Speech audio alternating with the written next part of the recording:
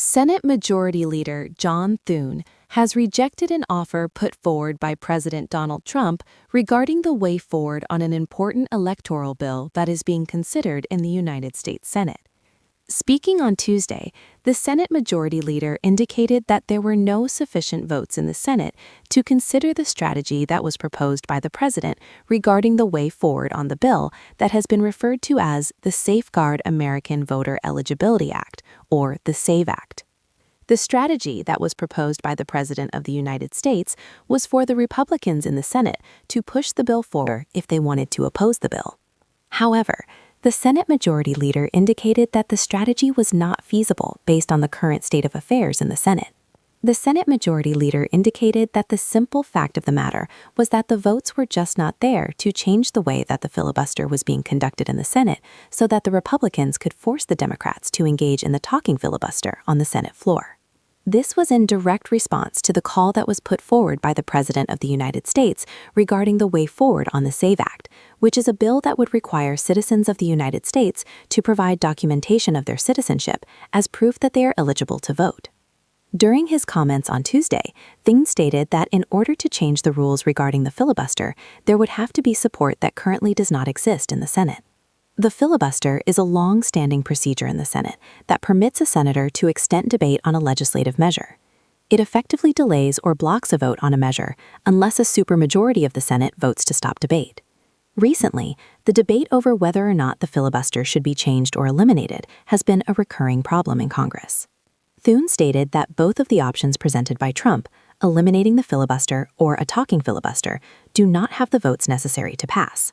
He candidly discussed the situation, stating that at times he must inform people of the political reality because the numbers in the Senate do not support a particular action.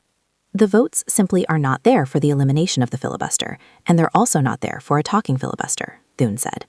This is simply the reality in the Senate, and you cannot ignore the arithmetic in the Senate. These are simply the facts in terms of the vote count, and they're simply not going to change, Thune said, regardless of how much urgency and importance those who support the legislation may attach to it. Thune also said in his capacity, he has the responsibility to explain these limitations. He said, "I have a responsibility to explain to the Senate why we may not have the votes to advance certain types of changes in the way the Senate operates, even if they're being loudly advocated by some of the most prominent political figures in the country." He said, "It's simply a reality, and it's a reality based on the simple arithmetic in the Senate." These remarks came just after Trump spoke to the Republicans at an issues conference in Doral, Florida. At the conference, Trump declared the SAVE Act his top priority for the country, especially as it heads into the next round of midterm elections. He also urged Republicans to focus on getting the bill through the Senate. When addressing the people at the conference, Trump said, "It's very important that we pass the SAVE Act prior to the midterms. This is a bill that is going to have a tremendous impact on the midterms, and if we don't get it passed, believe me, it's going to be very bad for the Republicans." The president says that the one thing that people tell him when they speak to him is that they want the SAVE Act. To him, the topic of election security and voter eligibility just seems to keep coming up at his events. People tell him that the American people need to save America, which to him means that they need to move the SAVE Act forward. The president also referenced the bill in his remarks. He compared the support for the bill to the support for the housing reform bill that is on the floor.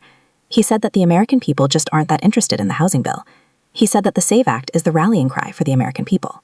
What the bill does, the bill would require that people have documented proof of citizenship to be able to register to vote. This bill is meant to make sure that the federal elections only allow citizens to vote. This bill shapes the way that the federal elections are conducted and is an important topic of discussion in Congress. As the president is pushing for the bill to be brought up for a vote and to be passed as quickly as possible, Thune mentioned that it would take the force of a talking filibuster to bring the bill up. However, it would take changes to the rules of the Senate that just aren't supported well enough to allow the bill to move forward. Trump strongly advocated for the SAVE Act, and his efforts were not limited to merely urging a talking filibuster. He also warned that other bills in Congress might be impacted. According to his statement, he might not sign most of the bills unless the Senate passes the SAVE Act, with one exception, those related to funding the Department of Homeland Security. As the events are unfolding, there are considerations regarding the process and politics of the SAVE Act. Thune's comments clearly show that the Senate does not have enough votes at the moment to implement Trump's strategy. As the events are unfolding, it is clear that there will be further discussions regarding the SAVE Act and the options available. Trump has made the SAVE Act a top priority, and the process considerations of the Senate have raised the stakes of the SAVE Act in the overall context of the legislative process.